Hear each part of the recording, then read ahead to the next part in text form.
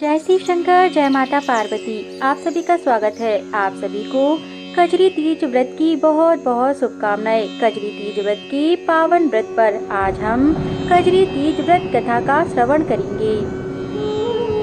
कजरी तीज व्रत का एक अपना ही खास महत्व होता है। हर साल यह व्रत भाद्रपद यानी भादो माह के कृष्ण पक्ष की तृतीया तिथि को रखा जाता है। इस दिन भगवान शिव और माता पार्वती की पूजा की जाती है।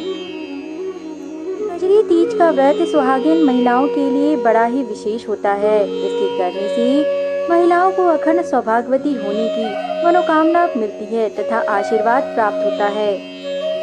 धार्मिक मान्यताओं अनुसार माता पार्वती ने भगवान शिव को पाने के लिए कठोर तप किया था और भाद्रपद कृष्ण पक्ष की तृतीया तिथि पर उन्हें पति के स्वरूप में भगवान शिव शंकर प्राप्त हुए थे। इसलिए कजरी तीज का पर्व शिव पार्वती के अटूट आध्यात्मिक प्रेम को दर्शाता है। माना जाता है अगर इस व्रत को बड़ी ही श्रद्धा भावना के साथ किया जाए तो अवश्य माता पार्वती भगवान शिव शंकर की आशीर्वाद की प्राप्ति होती है तथा अखंड सौभाग्य बना रहता है। कजरी तीज व्रत को लेकर कई कथाएं प्रचलित है।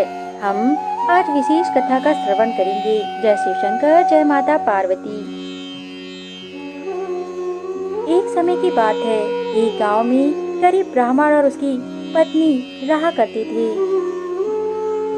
ब्राह्मण अत्यंत गरीब था तथा सुयोग्य कार्य भी नहीं कर पाता था। इस कारण ब्राह्मण की पत्नी नित्य उसे ताने दिया करती तथा उनके यहाँ नित्य ही कलह बनी रहा करती थी। ब्राह्मण की पत्नी की सहेली पड़ोस में रहा करती थी।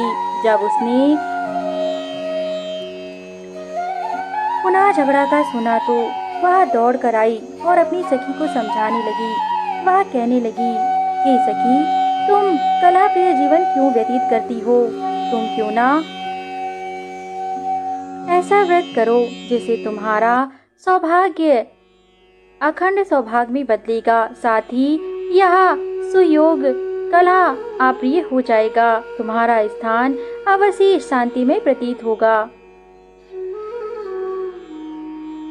सहेली की बातों को सुनकर ब्राह्मणी रोने लगी और कहने लगी, हे बहन, मैंने तो बहुत जतन किए हैं, कई प्रार्थनाएं की हैं, फिर भी मेरी गृहस्थी ठीक से नहीं चलती। मैं अत्यंत दुखी हूँ। मैं ऐसा कौन सा व्रत करूँ जिसके करने से मुझे शांति, सौम्य, अखंडता की प्राप्ति होगी। ब्राह्मणी की कथनों को सुनकर ब्राह्मणी की सखी कहने लगी, हे बहन, तुम कजरी तीज व्रत को पूर्ण रूप से करो। ऐसा माना जाता है कि भाद्र कृष्ण की तृतीया तिथि को कजरी तीज व्रत करने से सभी कष्ट दूर हो जाते हैं। अखंड सौभाग्यता के साथ साथ घर में सुख शांति भी प्राप्त होती है। अपनी सखी की बातों को जानकर उसने शीघ्रता से पूजा की विधि पूछा तथा तत्काल ही संकल्प लिया कि वह कजरी तीज व्रत करेगी। जैसे ही भद्र पक्ष की कृष्ण पक्ष की तृतीया तिथि आई तो ब्राह्मणी ने कजरी तीज व्रत किया तथा ब्राह्मण से बोला। ब्राह्मणी ने कठिन व्रत रखा और अपने पति ब्राह्मण से बोला कि इस व्रत में मुझे सत्तू चाहिए, आप सत्तू अवश्य लाना। तब ब्राह्मण बोलने लगा कि मेरे पास तो पैसे नहीं है, भला मैं सत्तू कहाँ से लाऊंगा। तब ब्राह्मणी ने कहा कि उसे सत्तू ही चाहिए, वह कहीं से भी लाए, क्यों ना वह चोरी कर लाए। चोरी वाले शब्दों को सुनकर ब्राह्मण डर गया और कहने लगा, क्या यह पाप नहीं होगा?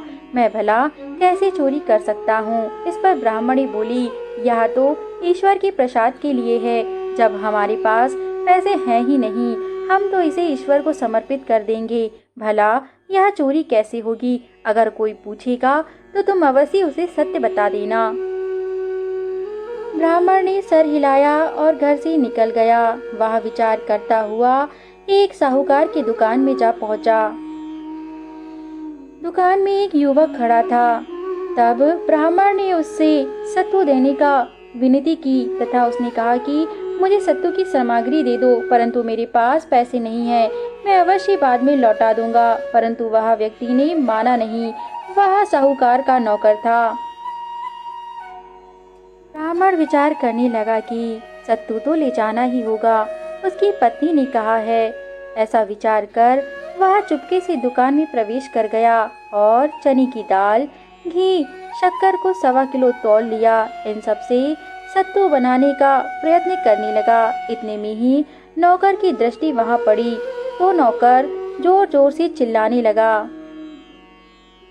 नौकर ने सभी नौकरों को आवाज लगाई, चिल्लाते हुए बोला कि ये ब्राह्मण चोरी कर रहा है, ये ब्राह्मण चोरी कर रहा है। इतने में दुकान का साहूकार भी वहां आ पहुंचा अपने अन्य नौकर के साथ।